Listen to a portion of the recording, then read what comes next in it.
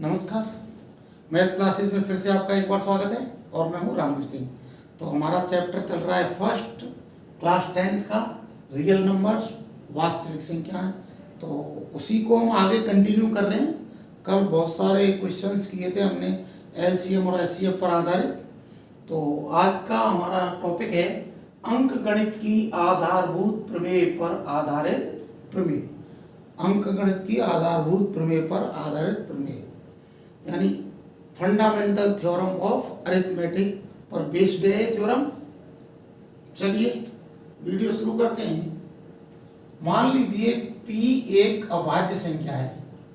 P क्या है? P एक अभाज्य संख्या है।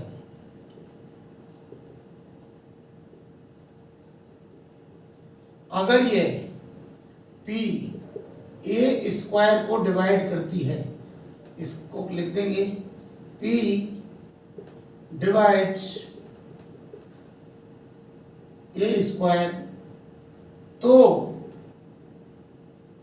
P a को भी डिवाइड करेगी। एक बार फिर से सुन लीजिए। अगर P एक अभाज्य संख्या है, अगर वह a स्क्वायर को डिवाइड करती है तो P किसको डिवाइड करेगी? a को भी डिवाइड करेगी। और a जहां पर क्या है? एक धनात्मक पूर्णांक है। ये क्या है? धनात्मक पूर्णांक यानी कि पॉजिटिव इंटीजर है। क्या है? पॉजिटिव इंटीजर है। आइए इसको हम चेक करके देख लेते हैं। मान लीजिए a के हम अभाज्य गुणनखंड करते हैं, प्राइम फैक्टर्स करते हैं, तो क्या आएंगे? P1, P2, P3 dash dash dash Pn। ठीक है, a के हमने अभाज्य गुणनखंड किए तो P1, P2, P3 Pn आएंगे। यहाँ पे ये क्या है? P1, P2, P3 n क्या है? प्राइम नंबर्स हैं।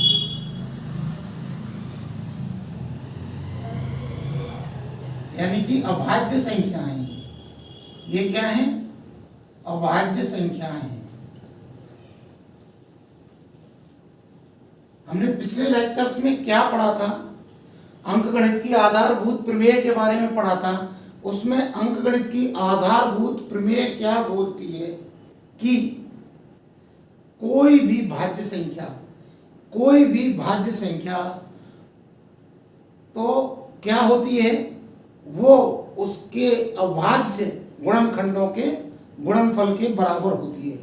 अंकगणित की आधारभूत प्रमेय क्या बोलती है कि कोई भी भाज्य संख्या है वह उसके अभाज्य गुणनखंडों के गुणनफल के बराबर होती है। और ये जो इसके अभाज्य गुणनखंड होते हैं, ये इसके जो अभाज्य गुणनखंड होते हैं वो क्या होते हैं? अद्वितीय होते हैं, यानी कि यूनिक होते हैं। तो उसकी अंकगणित की आधारभूत प्रमेय के हिसाब से अगर हम चले हैं, अगर P a स्क्वायर को डिवाइड कर रहा है तो P a को भी डिवाइड करेगा। तो यहाँ पे अंकगणित की आधारभूत प्रमेय के हिसाब से जो यह P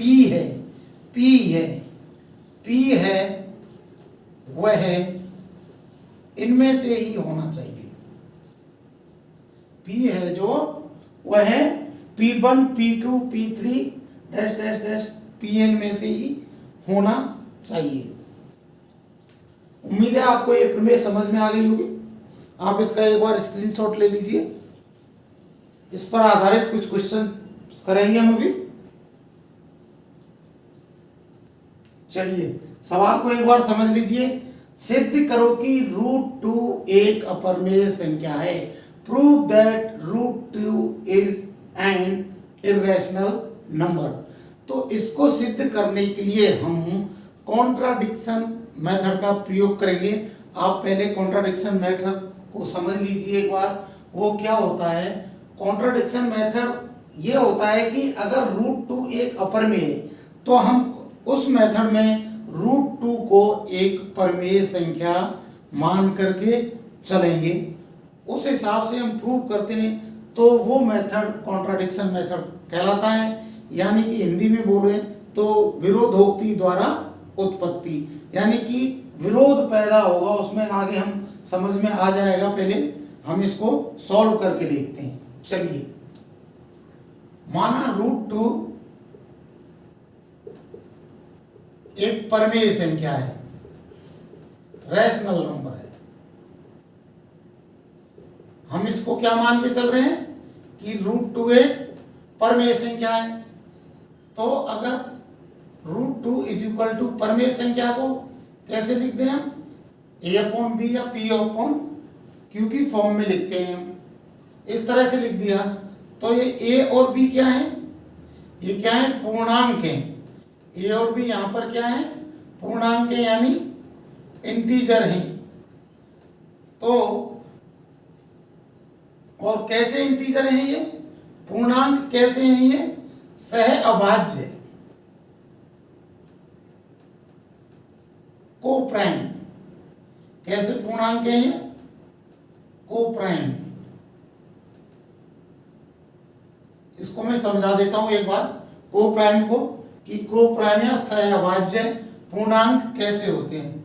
जैसे ये समझ लीजिए 8 और 9, हमने ये दो इंटीजर लिए, पूर्णांक लिए।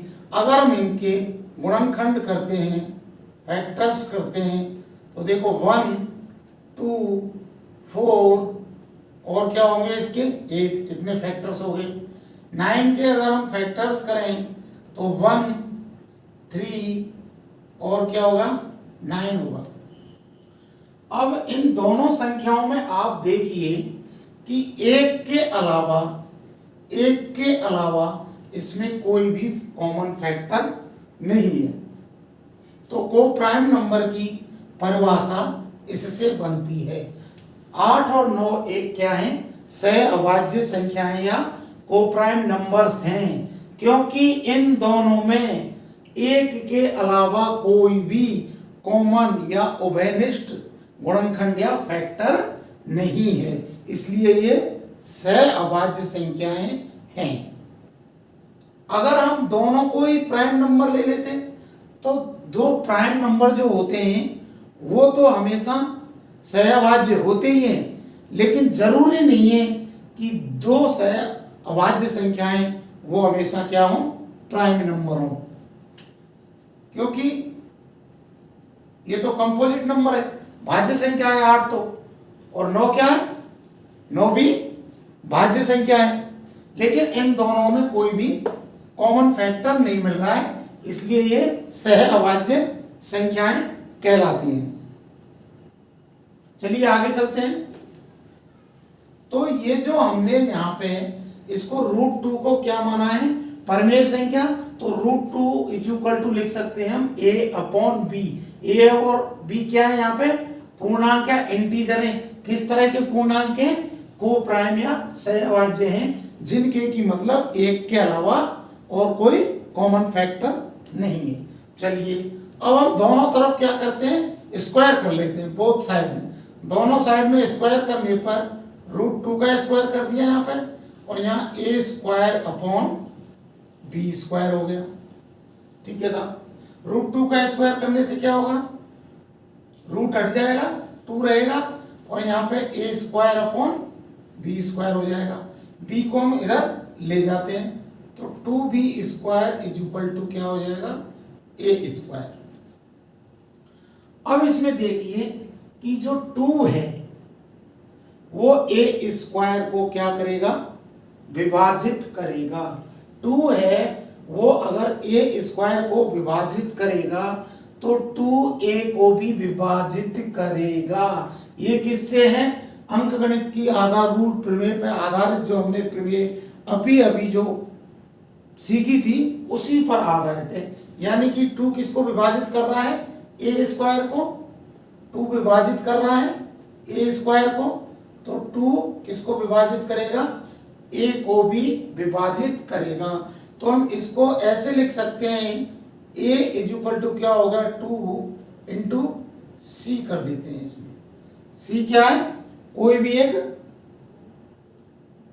पूर्ण संख्या है, या सॉरी ए क्या है, कोई सी क्या है, नेचुरल नंबर है, यानी कि जो ए होगा वो किसके बराबर होगा, 2 के मल्टीपल्स के बराबर होगा। यहाँ सी की जगह 1 भी हो सकता है, 2 भी हो सकता है, 3 भी हो सकता है, या n नंबर कोई भी हो सकता है। ठीक है, तो यानी कि 2 है वो a को विभाजित कर रहा है। आगे हम चलते हैं, जैसे a इज इक्वल टू क्या हो गया यहाँ पे 2c। ठीक है, a is equal to 2c हो गया, तो a is equal to 2c की वैल्यू हम किस में रख देते हैं, इसमें समीकरण 1, इसमें 2b square is equal to क्या है, a स्क्वायर। तो इसमें हम 2c की a की वैल्यू रख देते हैं। वैल्यू रखने पर क्या आ जाएगा, 2b square is equal to a की जगह क्या रखना है हमने 2c, तो a का स्क्वायर था तो 2c का भी स्क्वायर हो जाएगा। तो 2b का स्क्वायर इज इक्वल टू, इसको अगर ब्रैकेट को खोलेंगे तो 2 पर भी स्क्वायर हो जाएगा और c पर भी स्क्वायर हो जाएगा, 2 का स्क्वायर 4 और c का स्क्वायर। अब यहाँ 2 को हम इस तरफ ले जाएंगे, तो b square is equal to क्या हो जाएगा 4y2 c का स्क्वायर। 2 से ये 2 टाइम्स 4 कट जाएगा, ये 1 टाइम कटेगा, तो b square is equal to क्या हो गया 2c स्क्वायर हो गया। अब देखिए जो यहाँ पर 2 है वो क्या कर रहा है, b स्क्वायर को क्या कर रहा है, डिवाइड कर रहा है। 2 है वो क्या कर रहा है, b स्क्वायर को डिवाइड कर रहा है, तो 2b को भी डिवाइड करेगा। 2 डिवाइड्स b स्क्वायर, तो 2 किसको भी डिवाइड करेगा, b को भी डिवाइड करेगा।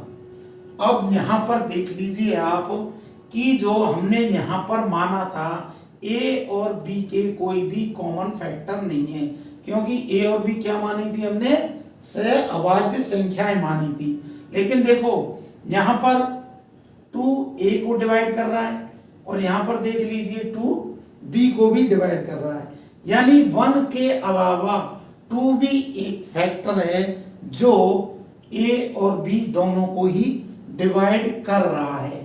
तो ये तो यहाँ पे क्या है, हमने सहअभाज्य माना था को प्राइम, फिर ऐसा कैसे हो सकता है, क्या माना था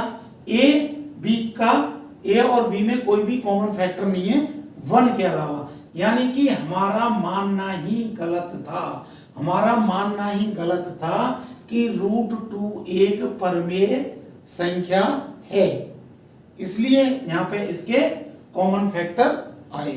तो ये हमने प्रूव कर दिया है अंकगणित की आधारभूत प्रमेय पर आधारित जो प्रमेय है उसके आधार पर। इसका आप स्क्रीनशॉट ले लीजिए एक बार। मैंने पहले भी बताया था, एक चीज और बता देता हूं, एक परमेय संख्या रैशनल नंबर और एक अपरमेय संख्या यानी कि इर्रेशनल नंबर। इर्रेशनल को I से लिख रहा हूं मैं, परमेय संख्या को रैशनल को R से लिख रहा हूं। अगर हम इनको जोड़ें, घटाएं, गुणा करें या भाग दें तो हमेशा एक अपरमेय संख्या ही प्राप्त होती है।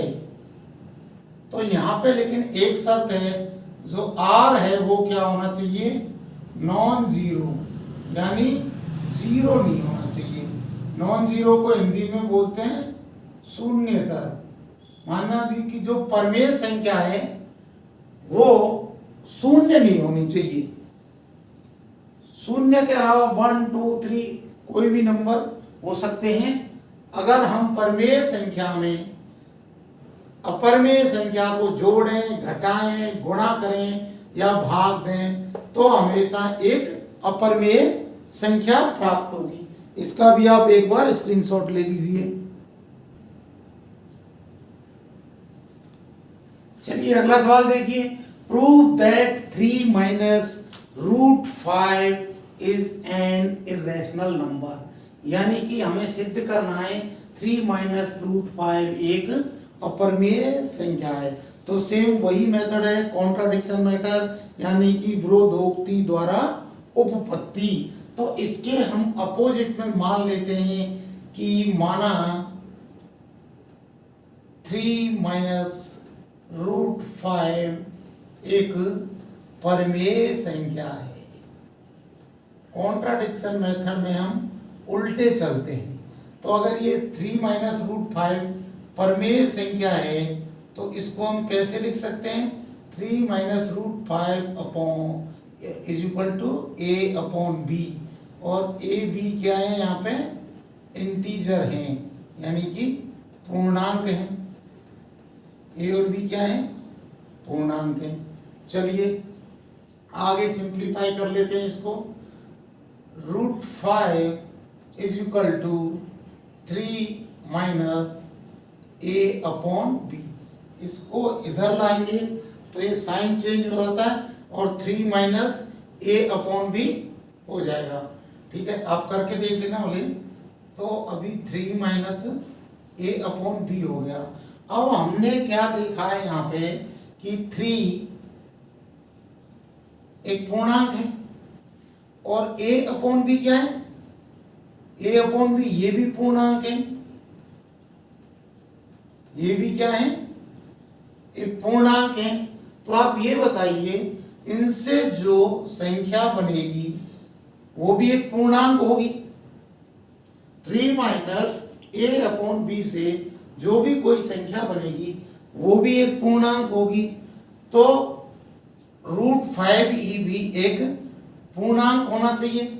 अगर ये पूर्णांक है तो जो पूर्णांक संख्याएं होती हैं वो सारी की सारी परिमेय संख्याएं होती हैं।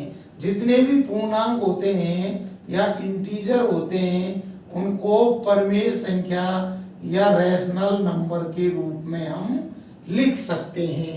तो अगर यहाँ पे इज इक्वल टू का चिन्ह लगा है इसका मतलब √5 एक परिमेय संख्या है। लेकिन हम जानते हैं कि √5 तो एक अपरिमेय संख्या है। तो यहाँ पे ये प्रूव हो रहा है कि हमारा मानना ही गलत था। हमारा मानना ही गलत था कि 3 - √5 एक परिमेय संख्या है।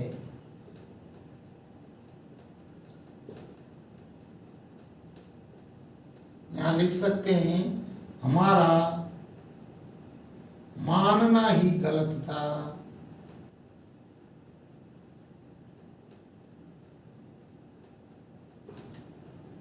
कि 3 - √5 एक परिमेय संख्या है। आप इसका एक बार स्क्रीनशॉट ले लो। चलिए सवाल देख लीजिए। Given that √5 is an irrational number, prove that 2 √5 - 3 is an irrational number. यानी कि दिया हुआ है कि √5 है वो अपरिमेय संख्या है, तो प्रूव करना है कि 2 √5 - 3 भी एक अपरिमेय संख्या है। इस सवाल को करने से पहले एक दो बातें बता देता हूं मैं आपको। अगर P और Q क्या है? इंटीजर है, पूर्णांक है। P और Q क्या है? पूर्णांक है। अगर मैं P × Q करूं तो क्या प्राप्त होगा? इंटीजर प्राप्त होगा, पूर्णांक ही प्राप्त होगा। P + Q करूं तो भी पूर्णांक प्राप्त होगा। P - Q करूं तो भी पूर्णांक प्राप्त होगा। अगर मैं p² - q² अपॉन q करूं तो p क्या है? इंटीजर, तो i का स्क्वायर। q क्या है? इंटीजर, तो i का स्क्वायर। और q क्या है? ये भी इंटीजर, तो इंटीजर ही प्राप्त होगा। यानी कि हर केस में चाहे गुणा कर लो, भाग दे लो, जोड़ लो, घटा लो, स्क्वायर कर लो, अगर p और q इंटीजर हैं यानी कि पूर्णांक हैं तो इनका जो गुणनफल या योग या डिफरेंस या फिर डिवाइड करेंगे तो एक पूर्णांक संख्या या इंटीजर ही प्राप्त होगी। ये आप समझ गए होंगे। तो इसी आधार पर अभी आगे हम इसको सॉल्व करने जा रहे हैं। मेथड वही है कॉन्ट्राडिक्शन मेथड कि 2√5 - 3 क्या है, परमेय संख्या हम इसको मान लेते हैं। तो 2√5 - 3 इज इक्वल टू परमेय संख्या को P/Q या A/B के रूप में लिख दीजिए। A/B के रूप में लिख दिया है हमने। तो अभी 2 को और 3 को इधर ले जाएंगे हम जैसे, तो 2√5 3 को उधर ले जाएंगे तो A/B, यहाँ माइनस था तो यहाँ पे क्या हो जाएगा, +3 हो जाएगा। तो 2√5 इसको हम सिंप्लीफाई कर लेते हैं एलसीएम लेके, यहाँ पे b आएगा, b से b एक बार डिवाइड हुआ और a × 1 करेंगे तो a आएगा, प्लस 1 से b को डिवाइड करेंगे तो b आएगा, b का मल्टीप्लाई 3 से करेंगे तो 3b आएगा, 3b आएगा और नीचे b है ही। तो यहाँ पे लिख देते हैं हम 2√5 is equal to a + 3b/b। अब 2 को भी इधर ले जाते हैं तो √5 is equal to a + 3b/2b। अब देखिए यहाँ पर हमने क्या माना कि a और b क्या है, पूर्णांक है, इंटीजर है। a और b क्या है, पूर्णांक है। तो a क्या है यहाँ पे, इंटीजर, b भी क्या है, इंटीजर, ये भी क्या है, इंटीजर। और इससे पहले अभी मैंने बताया था कि अगर एक इंटीजर का एक इंटीजर से मल्टीप्लाई हो रहा हो, या ऐड कर रहे हो उनको, या सब्ट्रैक्ट कर रहे हो, या डिवाइड कर रहे हो, या मल्टीप्लाई कर रहे हो, तो उनका जो परिणाम है वो क्या आएगा, एक पूर्णांक या इंटीजर ही आएगा।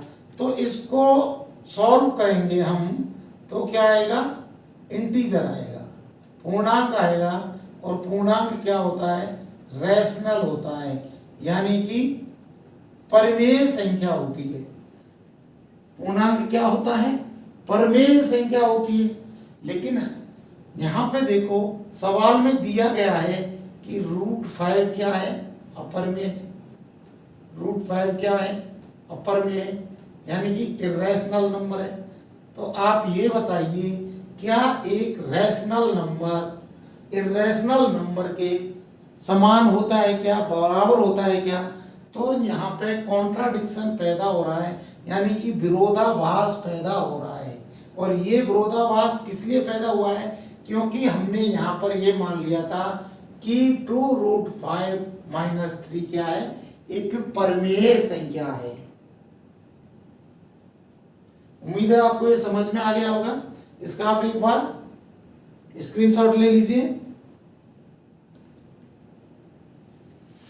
चलिए सवाल देख लीजिए पहले आप क्या बोल रहा है। Prove that √2 + √3 is an irrational number, यानी कि सिद्ध करना है हमको √2 + √3 एक क्या है, अपरमेय संख्या है। तो कॉन्ट्राडिक्शन मेथड से ही करेंगे हम। तो हम मान लेते हैं √2 + √3 एक परमेय संख्या है। और परमेय संख्या को कैसे लिखते हैं, a/b की फॉर्म में, और a और b क्या है यहाँ पे, इंटीजर्स हैं। तो यहाँ पे लिख देंगे दोनों साइड में स्क्वायर करने पर, दोनों साइड वर्ग कर दो। दोनों साइड क्या कर रहे हैं हम, वर्ग करने पर। चलिए वर्ग कर दो, √2 + √3 का whole square is equal to a/b का होल स्क्वायर। ठीक है, इतना हो गया। अब आपने ये देखा होगा, अगर हम इसको a मान लें और इसको क्या मान लें, b मान लें, तो आपको मैंने पहले बताया था बेसिक क्लासेज में, a + b का होल स्क्वायर क्या होता है, a² + 2ab + b² होता है। तो इसको इस फॉर्म में लिख लेते हैं, a² यानी 2 का स्क्वायर, √2 का स्क्वायर, √2 का स्क्वायर क्या होगा, 2 ही होगा, ये रूट निकल जाएगा, प्लस 2ab, 2 रख दिया, a क्या है √2, b क्या है √3, 2ab हो गया, प्लस b स्क्वायर क्या है √3 का स्क्वायर, √3 का स्क्वायर क्या होगा, रूट हट जाएगा इससे और हमारे पास 3 बच जाएगा, इज इक्वल टू a/b का होल स्क्वायर करेंगे तो आ जाएगा a²/b²। चलो इसको सिंप्लीफाई कर लेते हैं, ये 2 यहाँ पे और 3 यहाँ पे है, तो इन दोनों को जोड़ कर दें, 2 + 3 क्या हो जाएगा 5 प्लस, देखिए यहाँ पे 2 है 2 को 2 ही रहने देते हैं, और √2 और √3 को मल्टीप्लाई करेंगे तो क्या हो जाएगा √6 हो जाएगा, यानी 5 + 2√6 = हो जाएगा a²/b²। अभी क्या करेंगे 5 को हम ले जाएंगे उधर, तो यहाँ क्या बच जाएगा 2√6 = a²/b² - 5। तो इसका हम एलसीएम ले लेंगे, एलसीएम लेके इसको सिंप्लीफाई कर लेंगे, तो इसका एलसीएम आएगा b² तो एक बार डिवाइड होगा तो a² आ जाएगा, यहाँ पे a² माइनस ये 1 से b² को डिवाइड करेंगे तो b² टाइम्स होगा, और b² का मल्टीप्लाई 5 से करेंगे तो क्या आ जाएगा 5b²। चलिए तो 2√6 = क्या हो गया a² -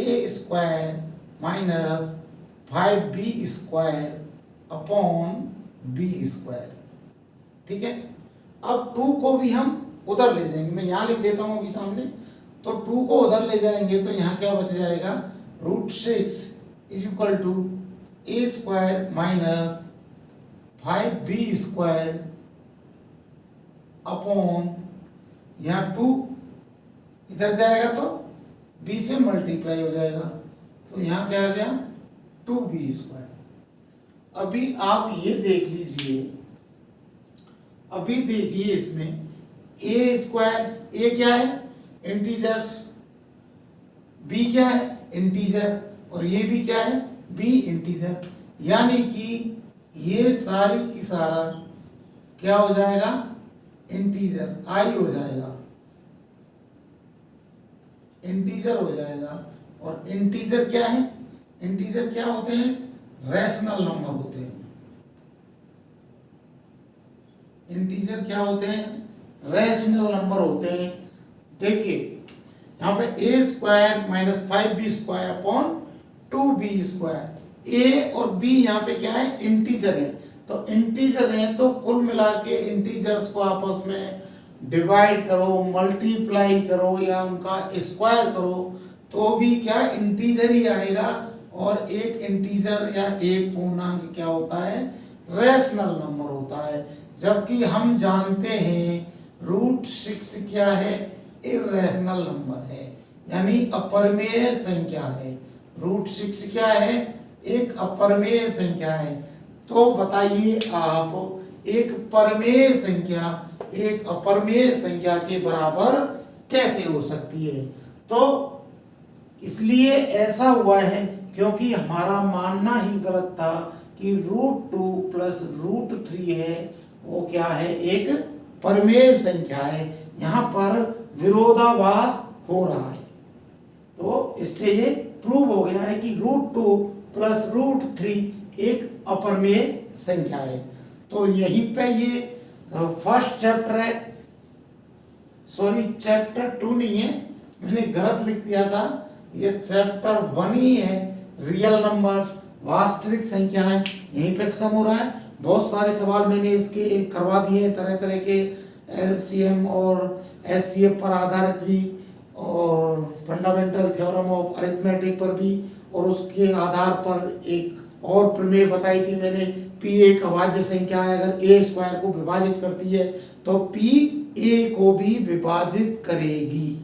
ठीक है, उम्मीद है आपको ये वीडियो पसंद आया होगा और इससे आपको कुछ ना कुछ लाभ मिलेगा। तो अगर आप चैनल पर नए हैं तो इसको लाइक कर दें, सब्सक्राइब कर लें और शेयर कर लें। आज के लिए बस इतना ही। थैंक यू, धन्यवाद, गुड नाइट।